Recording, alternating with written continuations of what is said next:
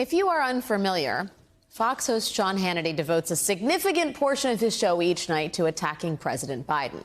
But recently, another candidate has captured his attention, Robert F. Kennedy Jr.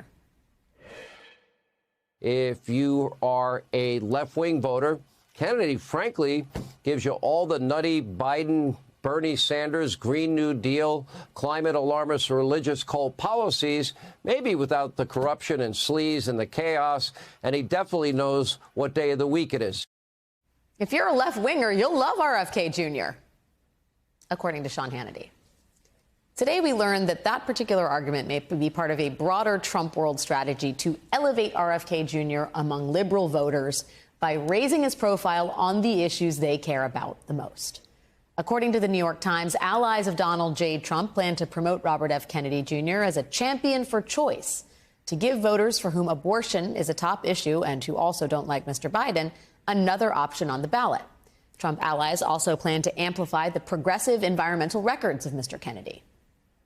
Now, for the record, RFK Jr. has done nothing to suggest he would be an ideal candidate for people concerned about climate change and abortion. In fact, RFK Jr. is so far the only candidate in this race who has openly endorsed a national abortion ban. Here's what he told my colleague Ali Vitale on that subject late last year. I believe that a decision to abort a child should be up to the women during the first 3 months of life. So 3 months, you would sign a federal cap on that? Yes, I would. RFK Jr.'s campaign later tried to walk those comments back, claiming he misunderstood the question. But the video sort of speaks for itself. Since then, Kennedy has actually raised more questions about his commitment to reproductive freedom after he chose a running mate whose official abortion position is a word salad more than it is a coherent statement. Here it is. There are a number of extenuating circumstances that would lead me to considering terminating a pregnancy. This is a tweet from Nicole Shanahan. Those include my health, the health of the baby, and considerations of what happens to that baby if that baby is being born into a situation that cannot sustain a good and healthy life. In the situation of economic consideration, I support bringing babies into the world through community support of both mother and baby. Huh? RFK Jr. isn't exactly a leading candidate when it comes to climate change either. One of the environmental nonprofits that Kennedy used to work for has endorsed Joe Biden, citing Biden's historic investments to fight climate change through the Inflation Reduction Act, a bill RFK Jr. says he would not have signed as president. Over the course of this campaign, Kennedy has really aligned himself with the right. I'm not going to take people's guns away. Anybody who tells you that they're going to be able to reduce gun violence through gun control at this point, I don't think is being realistic. You talk about solutions for the Palestinian people. The Palestinian people are arguably the most pampered people by international aid organizations in the history of the world. Are you kidding me? No, I'm not. Dr. Fauci, he destroyed our schools, our churches, our businesses, and our economy. That is the platform that RFK Jr. is running on. But the facts may be beside the point here. Trump's allies are willing to do whatever they must in order to get Democrats to jump ship for Kennedy.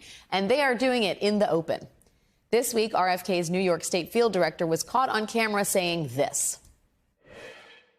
The Kennedy voter and the Trump voter, the enemy, our mutual enemy is Biden. Whether you support Bobby or Trump, we all oppose Biden. 270 wins the election. If you don't get to 270, if nobody gets to 270, then Congress picks the president, right? Right now, we have a majority of Republicans in Congress. So who are they going to pick? Who are they going to pick? If it's a Republican Congress, they'll pick Trump. The Kennedy campaign has tried to distance itself from those comments, but that doesn't mean the alliance between Kennedy and Trump world is weakening. As the New York Times notes, the Trump team's view is simple and is backed by public and private polling. The more candidates in the race, the better for Mr. Trump. The question is now, how do Democrats deal with this?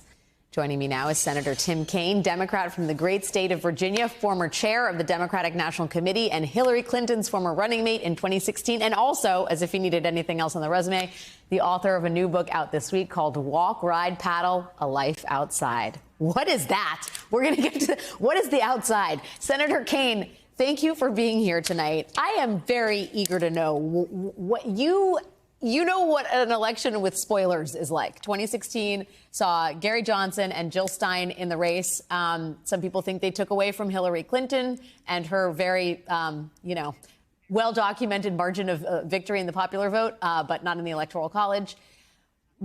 What lessons did you learn from that, and should Democrats take away from that as far as third-party spoilers?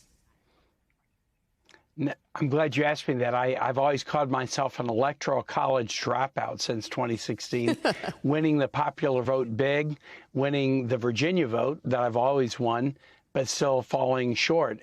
And that just means that in 2024, we Democrats have to be focused on not just winning, but winning big. And I think we will, but we've got to deal with these spoilers who are really Donald Trump bootlickers.